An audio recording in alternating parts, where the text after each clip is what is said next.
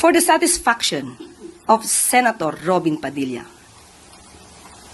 hindi po ako ang nasa video clip.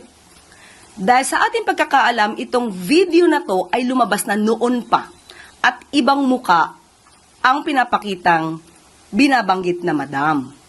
Hindi nga po ito kinover ng mainstream media. Dahil lumalabas, ayaw nila maging lihitimong balita ito nang hindi naman nila alam ang source.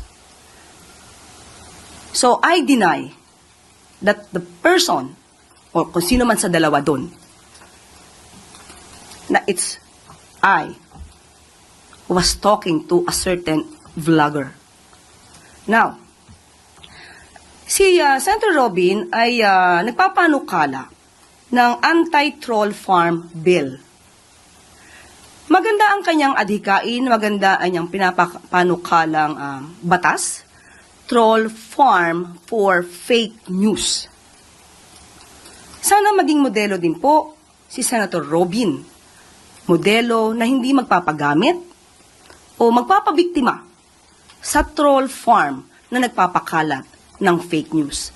Sabi nga po ni Senator Loren kahapon, you should know first your source.